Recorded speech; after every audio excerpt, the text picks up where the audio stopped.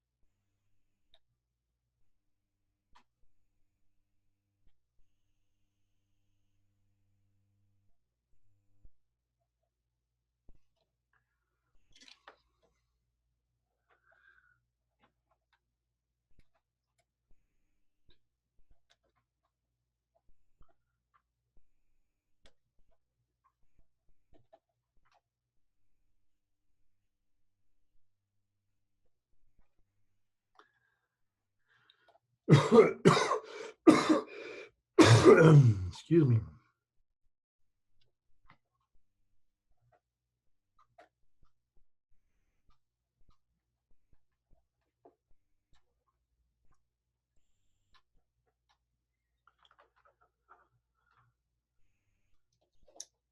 So, are we still waiting for Jared? I guess.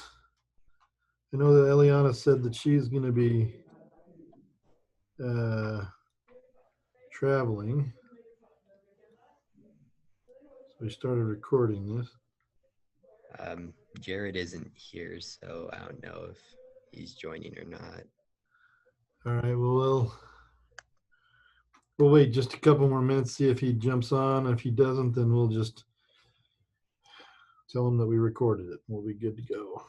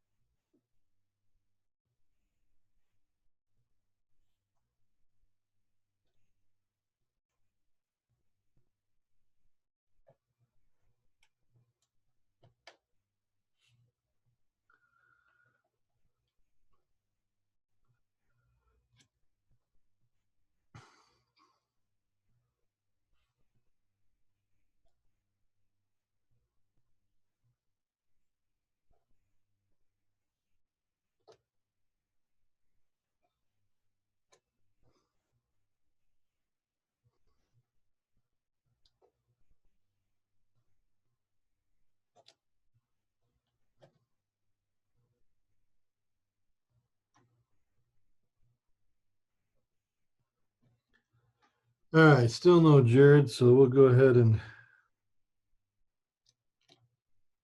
get started here. I'm wiring a circuit while we wait. Okay. Let's go ahead and do our thing, shall we?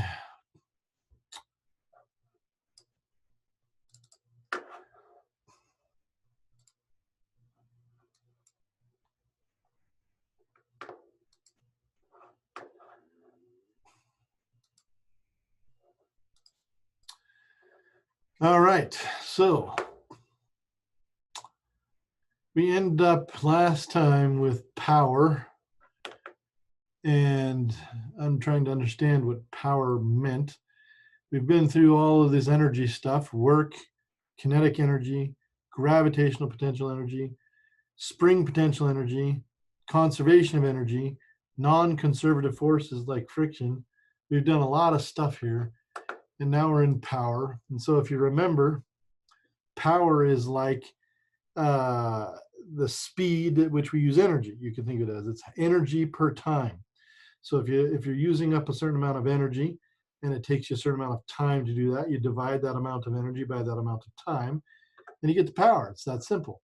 They write it down as work divided by time, just work being one particular type of energy. There are lots of different kinds of energy that can be involved with power, pretty much any kind of energy, really, but this is a simple way for some people to describe it, I guess. But we're, power is energy over time, which is joules per second, and that's equal to 1 watt. 1 watt is 1 joule per second. And you've probably heard of the unit, watts, kilowatts, megawatts, whatever.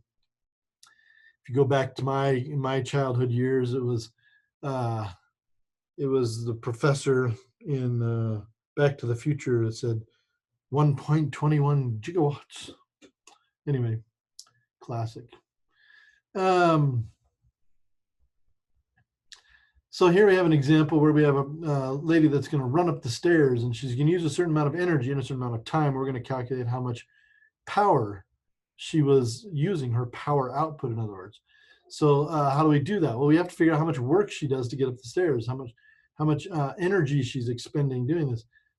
And it turns out that we can calculate that using the work energy theorem. Work equals kinetic energy plus potential energy. And at the bottom of the stairs, we're going to say that her kinetic energy is 0 because she's not moving. And at the bottom of the stairs, we're going to say the height is 0, so her potential energy is 0.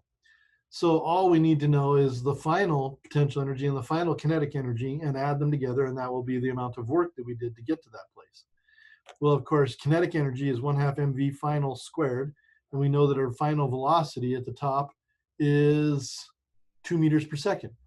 So we do 1/2 times the mass of the woman times that 2 meters per second squared.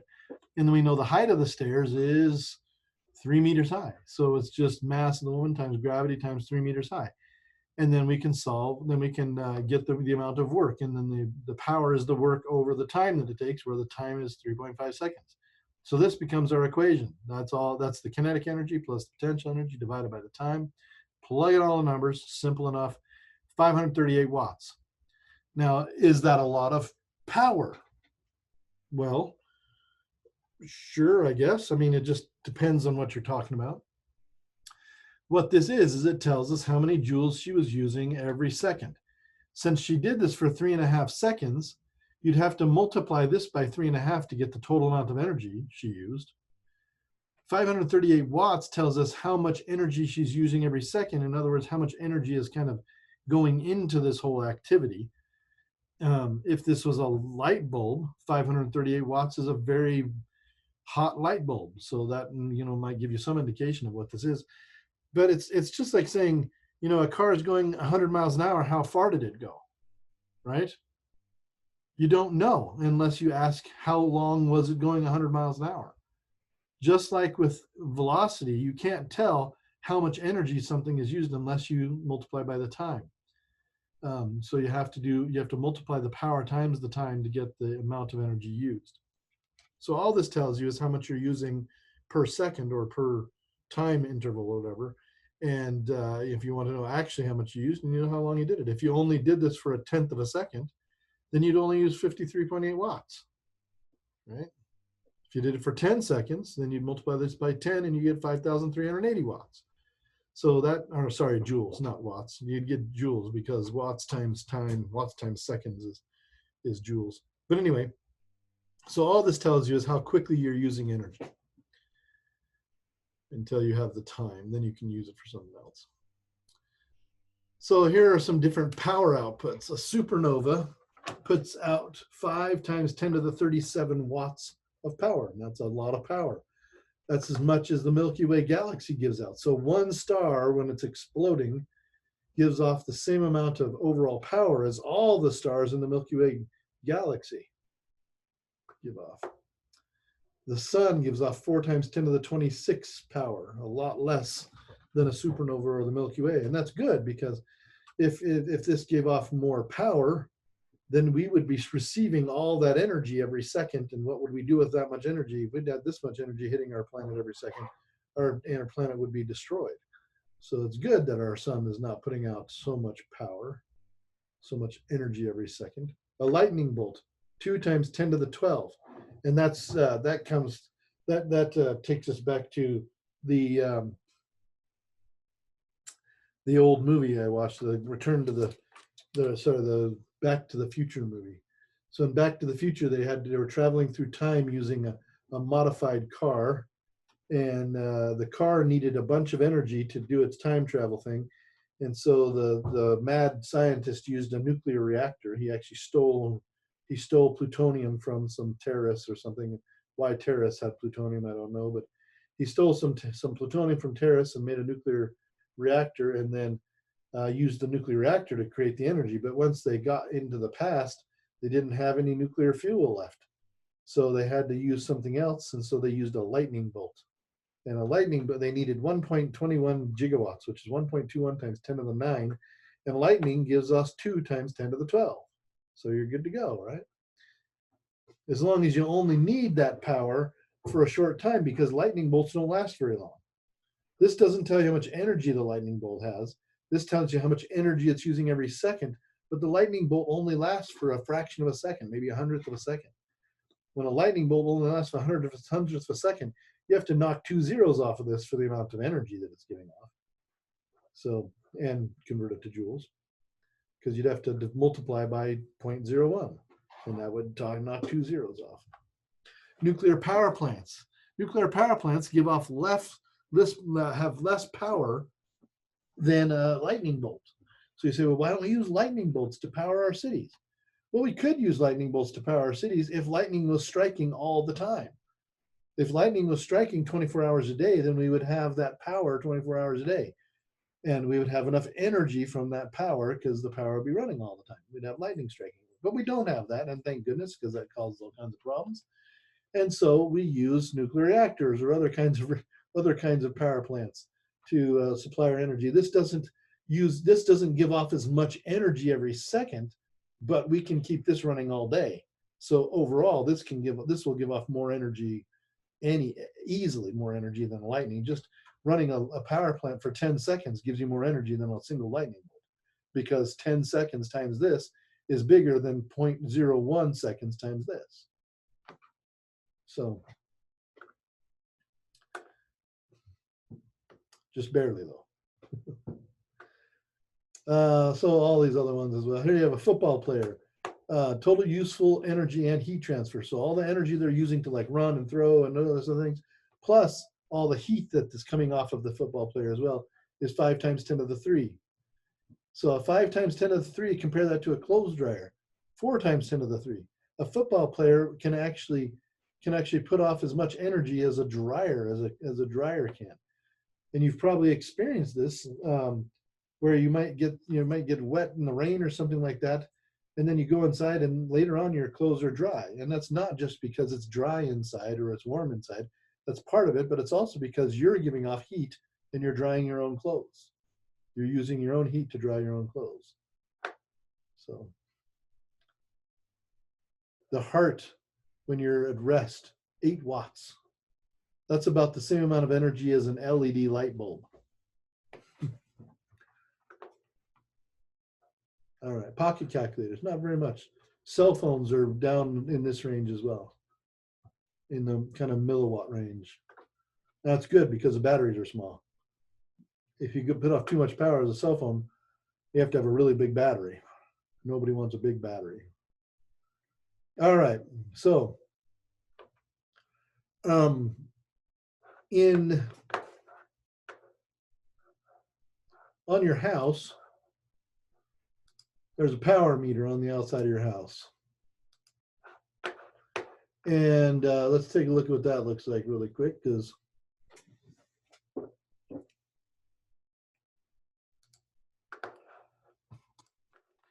in case you're not sure what I'm talking about. On the outside of your house, there's a power meter that either looks like this if it's more old-fashioned. So it's got these dials on it, and it says kilowatt hours down here. Or if it's a newer one, which is more likely, it looks more like this. It's just this round thing, and it's on a big gray box. On the outside of the house, it looks like they don't have any on the outside of the house.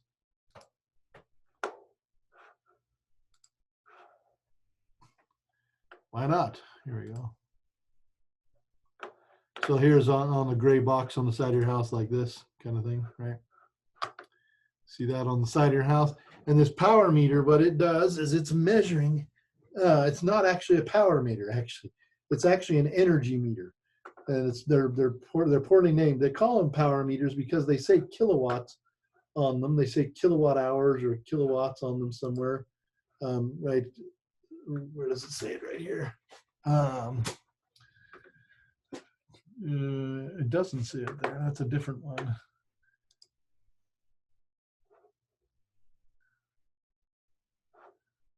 It probably says it. Oh, there it is. It says right there. You can't hardly see it. It says kilowatt hours right there. And what is a kilowatt hour? There you can see it, kilowatt hours, kWh, kilowatt hour. You can definitely see it on these old ones because it says right there, kilowatt hours. But anyway, what is a kilowatt hour? A kilowatt hour is a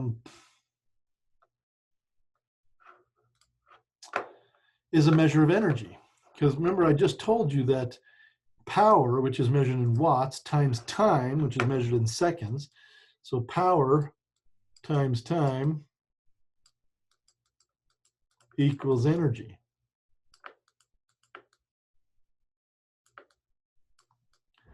And it just so happens that the amount of power that our houses use is usually somewhere near the kilowatt range. And we like to measure time in hours, so we just multiply kilowatts and hours together to get energy. Then the new unit that we get, instead of joules here, instead of, like if you multiply watts times seconds, you get joules. Watts times seconds, that's equal to joules. But kilowatts times hours is not joules because you'd have to do some converting here. But kilowatts times hours does equal kilowatt hours. And so we're just creating a new unit called kilowatt hours. And it's kind of useful because on the back of your appliances, like your toaster, let's draw a little toaster here. Here's my toaster. And it's the plug comes out here, and there's usually a little sticker or some printing right next to the plug. And on that thing, it tells you how much power this thing draws. So for a toaster, it might be 5 watts or something like this. It might just say 5 watts power rating or something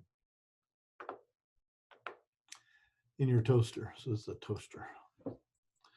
So if it's a 5 watt power rating, you know that this is going to use 5 joules every second that it's on. And let's say that in the whole month, you're using this thing for a couple of minutes a day. In the whole month, you use it for 1 hour. What you do is you multiply this 5 watts times the time that you use it in hours, 5 watts times 1 hour, and that tells you how much energy the toaster used for the whole month. That's 5 times 1 is 5, and it's 5 watt hours. Now, that's not kilowatt hours because there's 1,000 watt hours in every kilowatt hour. So this is equal to 0.005, just a small amount of kilowatt hours, but it's still there. So our toaster is using 0.005 kilowatt hours of energy. Well, the power company charges per kilowatt hour. I think it's something like 10 cents per kilowatt hour around Nebraska. It might be a little bit higher, a little bit lower, but it's pretty cheap in Nebraska. So it's about 10 cents per kilowatt hour. So if I take the rate that I'm charged and I multiply it by the amount that I used, which is 0.005, then I'll know how much I paid to use my toaster.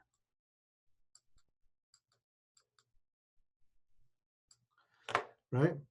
So 10 cents, which is $0.1 times 0.005 kilowatts is 0.0005, which happens to be 5/100ths of a penny.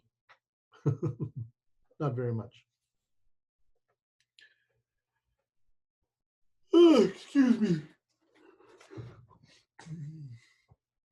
Now, your toaster probably uses more than 5 watts. It probably uses more like, I would say more like 50 watts or maybe even 500 watts. I don't know exactly, but it's much higher.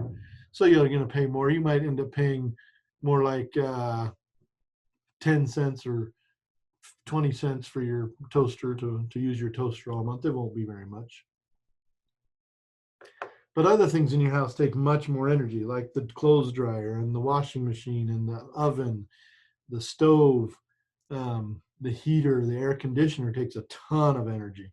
The refrigerator uses a lot of energy.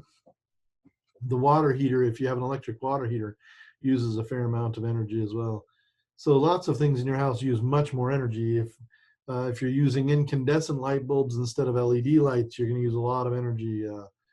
Lots of things in houses use a lot of energy. So, but that's convenient because then you can just take this, however that much they charge you, multiply it by that number on the back of the appliance times the amount of time that you use that appliance, and you can figure out how much you're paying to use that appliance for that amount of time.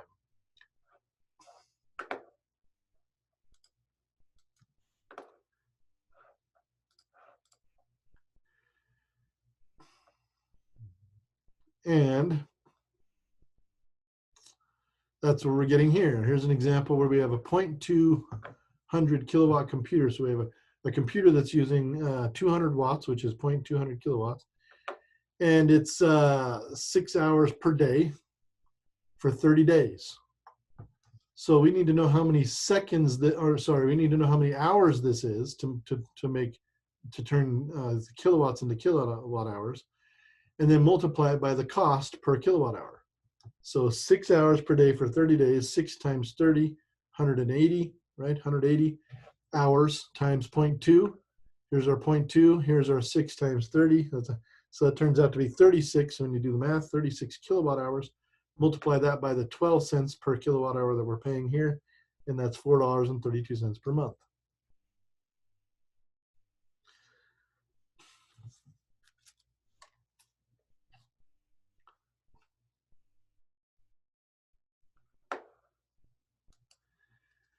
All right. Now we're just going to wrap up the rest here. We don't really have much, too much else to learn. Here in this section, we learn about food energy and human body energy, biological energy.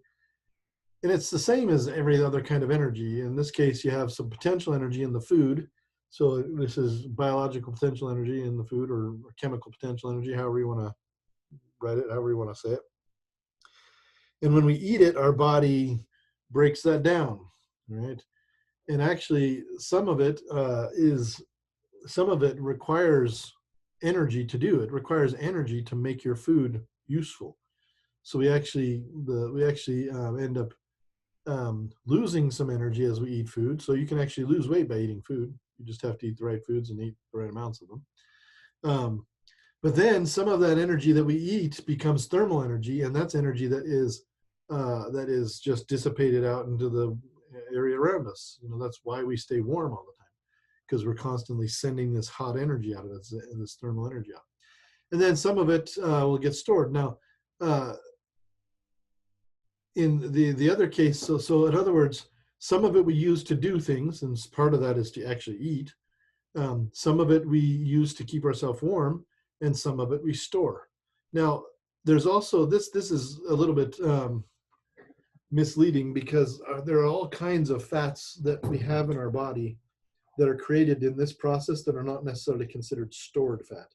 Stored fat is the kind of fat that is in between your muscles, inside of your muscles, um, and it's literally there to insulate uh, and to just be an energy storage, just kind of for later energy later. And everybody has it. You know, you have to have it, or if you don't have any stored fat, you're gonna die like soon, like within days. So everybody's got some of this stuff, but there are other fats in our body that are not stored fats, and they're not designed for just using later.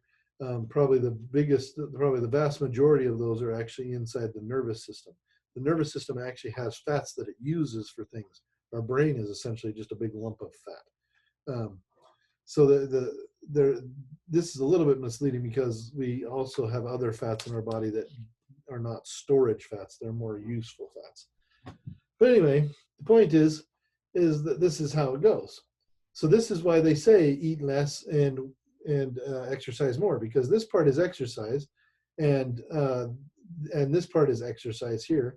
And if you eat less, then you're going to have less energy going in and more energy going out, because this is going to go out of your body. The energy here goes out of your body, but it doesn't. It's not. Well, yeah, it goes out of your body as well. So if you eat less and you do more of this stuff, then more energy will be leaving your system. And that means that you're going to lose weight. Now, it's not as simple as that necessarily, but it's almost that simple. So when you're eating food, you're bringing in all these things into essentially sugars into your body, carbohydrates into your body, and that's what your body uses as energy, and that's what your body stores in fat, and so on and so forth. And your body can break down all kinds of things and turn them into sugars and carbohydrates, including fat. It can break down all kinds of stuff. That's what your stomach and your intestines do, and your mouth and everything else.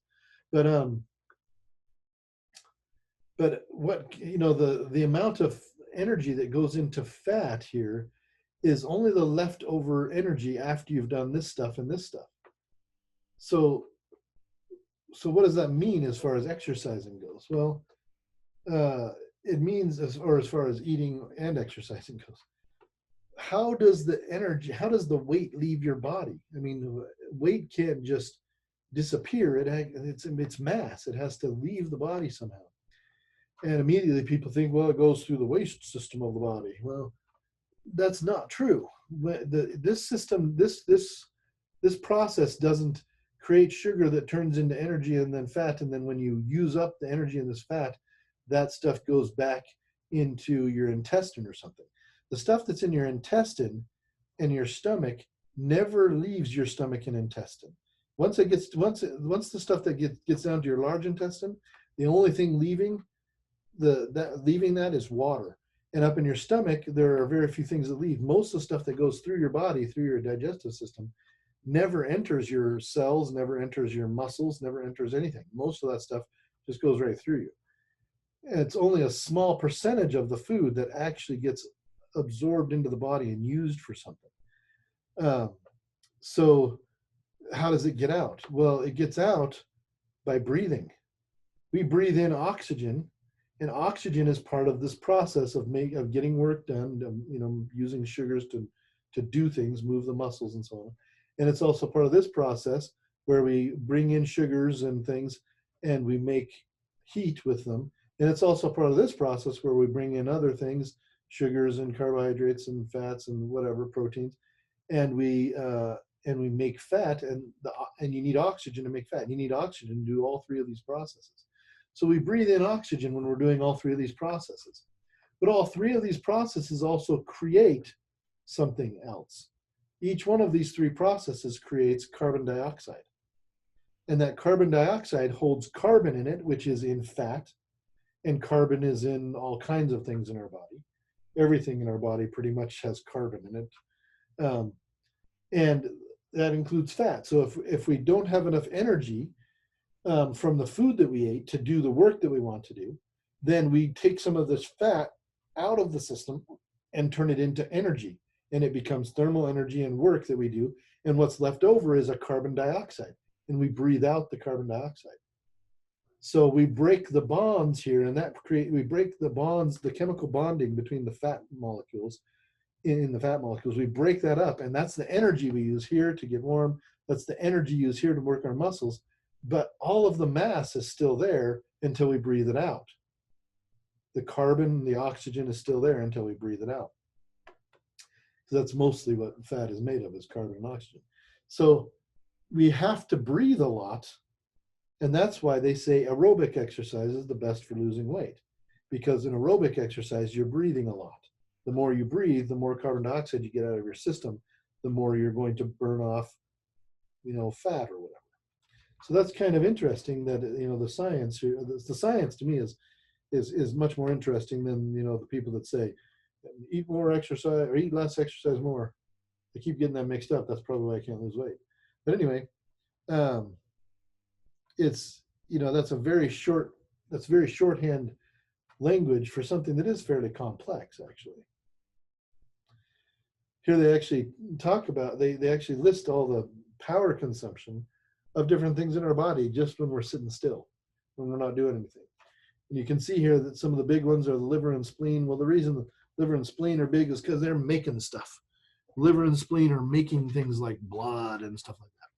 The brain is a pretty big one too, though. Right? The brain is pretty big. All the muscles in our skeleton are pretty big. Right? So, and you can see it's very comparable. The oxygen consumption is very comparable. Up here, the oxygen content is, about 1.5 times of this stuff, and that's about 1.5 is the power as well. So oxygen content, the oxygen that you bring in is running these processes inside these things. So let's calculate some weight loss. We have a person normally requires 12,000 kilojoules, which is 3,000 calories of food per day. That's not normal. That's high. I think the highest mine has ever been is at like 3,000 something, almost close to 4,000, but I was pretty young back then. Most people are below 3,000, and you consider that the average meal at McDonald's is 1,000 or more, then you start to realize why Americans gain weight so easily. Some meals at McDonald's are over 2,000 calories, especially if you supersize them and buy a great big drink, because the great big drink that's not a diet drink is maybe 1,000 calories on its own. But anyway, this person requires this much and then eats this much. And we want to know how much cycling he's going to have to do if he's going to work off this 1,000 kilojoules of energy. Well, down here they have a chart, and they say that cycling burns 700 watts. So that's 700 joules per second. So first of all, we realize we calculate that we have 1,000 kilojoules left over, and we want to try to get rid of 1,000 kilojoules using 400 watts energy consumption, right? And it's energy divided by power is equal to time, because power equals energy divided by time. They've just solved the power equation for time. And they get an answer of 2,500 seconds, which is 42 minutes. So that's not bad. Cycling has one of the higher rates of burning calories or energy consumption in this case. You can see that many other things are lower. There's only a few things that are much higher. We're doing the slower cycling one, apparently, not the fast one. Sprinting, if you're sprinting either on a bike or running or even swimming, becomes huge. It's a huge burner. So oftentimes it's much to your advantage if you're trying to lose weight, instead of running a mile, it's better maybe to sprint 100 yards and then walk 100 yards and then sprint 100 yards and walk 100 miles and 100 yards and do that for a mile. I guarantee you'll get much more tired because you'll lose much more energy out of your system, and you will probably lose weight better. Sprinting is a huge deal.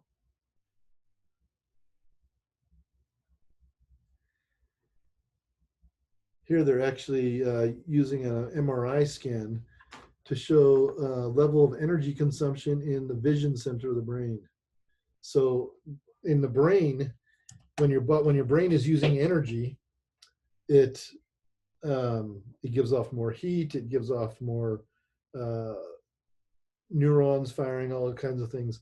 And you can actually see that on an MRI scan. You can actually see energy increasing. That's why they know which parts of the brain do what. That's the vision center of the brain. He's looking at pictures or something. And then we get to this section on world energy use. And we've got this nice chart here, which is interesting. Here they talk about petroleum usage, coal, dry natural gas, hydroelectricity, nuclear, geothermal, gerbil. They want to do gerbil power. And then other things. So that's for, that's in general, and this is for not used for electricity. So you look at all the, what we call renewables. Most people call these last two renewables. And that means that these two smallest ones here are renewable energy sources, right? But in truth, nuclear reactors are also a renewable energy source. So this one is also renewable, and it's much, much bigger volume. It's not just bigger because it's been around longer, we've been using it longer. It's bigger because it's cheaper and it's cleaner. It's actually cleaner than like these other ones. These other ones are never as clean as people say they are. And they're extremely expensive for the most part. The only ones that aren't expensive are geothermal, but you can only do that in places where you have like underground volcanic activity. You can do it on a small scale in places like Nebraska, but on a large scale, if you want to like power a city with this kind of thing, like we heat our building, our science building is heated with geothermal, but it only gives us enough energy to heat the building, and that's it. Because we don't have any electricity from it. But if you want to get electricity from geothermal, you got to be like near some hot springs on top of volcanoes. So they have this in Nevada, they have geothermal in Wyoming, they have geothermal in Idaho, but not many places that don't have volcanoes underneath them, essentially. But nuclear reactors are renewable because you can use the fuel over and over and over again. You just have to have a government that's not afraid of nuclear power. So pretty much every government on Earth that has technology, like Japan, France, China, other places, pretty much every one of these countries, half of Europe is doing this. They're doing renewable nuclear power, and they're doing this very clean energy usage. But when I was a kid, we had this crazy president named President Carter, who decided that nuclear power was going to make everybody have third arms, and all of our children were going to be glowing purple and all this stuff. And so he started this huge fear campaign. And we have our own fear campaigns today, coronavirus, for example, that are not backed by, are not scientific things. They're just politicians going crazy. And for 40 years, it was all from 1977 or 78 or something, all the way up until just recently. I mean, just in the past few years, we haven't really had any new power plants. And then we had, it was George Bush Jr. and Bill Clinton that eventually kind of started things going again towards nuclear power. And then we had another president that shut it down. Barack Obama shut that down. And it wasn't because they knew something about science, it's because they listened to somebody that they thought knew more than they did, who also wasn't a scientist. And they made these decisions based on non-science opinions. And so we're kind of back to where we were. I don't know if President Trump has done anything to increase the use of nuclear power. I don't think so, but I don't really know. Mostly he's worked on coal, and not coal, but petroleum. Mostly he's worked on this sector. which makes sense because it's the cheapest one. Coal and petroleum are by far the cheapest. These three actually are all these petroleum-based products, and we have them in the United States and Canada by the gazillions. We have so much of it. Entire mountain range made of coal, actually. Um, so we're not really running out of this stuff. That was the first time that politicians tried to say that we needed to do renewable resources is they said we're going to run out of oil, we're going to run out of coal, we're going to run out of natural gas. Well, it turns out, yeah, we're going to run out. The current estimates, they think that we're going to run out in about 4,000 or 5,000 years, something like that. Okay, so we may run out someday, but it will be longer than the history of mankind before we run out. So they changed to say that all these things. So when that argument was debunked in the 70s, a so-called scientist from Denmark came out with the idea of global warming. And all of his science was actually debunked. He actually came out and admitted that he made up his data. He made up everything that he said that he did. And yet we still are kind of harping on this idea of global warming. And everybody says, well, the temperature is increasing. Well, yes, it is. It absolutely is. But is it because we're burning fossil fuels? We actually have no idea. The science of that is absolutely unclear. Not only unclear, it's really bad science because it started with this guy in Denmark who absolutely lied about his data. And yet everybody in the whole world accepts this as just truth, that burning fossil fuels is the reason why the climate is changing. Now they call it climate change because over the past 20 years, the temperature has been going down instead of up. So they just say, well, if the climate's changing, it's because of this. And this is not me being a conspiracy theorist. This is me being a scientist. Scientists have to take into account everything. And it's certainly not the case that CO2 or carbon emissions are the only thing that change temperature in the world. They're not. They're not even close to the biggest thing that changes the temperature of the earth. The biggest thing that changes the temperature of the earth is the warming of the oceans through the sun. The sun actually has the biggest effect on the temperature of the earth. And fossil fuels, be damned, it has nothing to do with it. It has not nearly as much as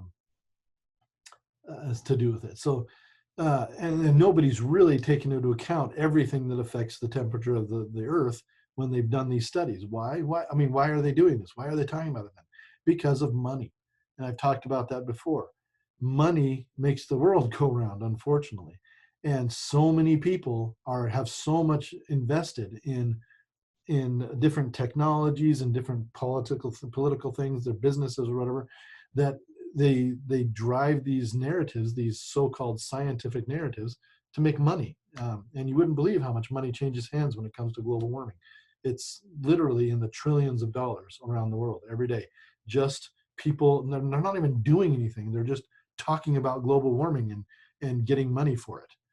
And so there's no real mystery as to why we keep talking about this, because people will spend money talking about this and people want to have that money. So anyway, it's kind of interesting.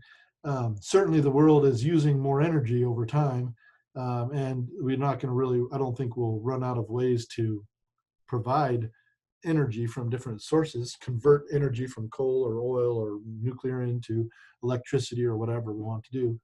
But whatever. So that last section is mostly just political.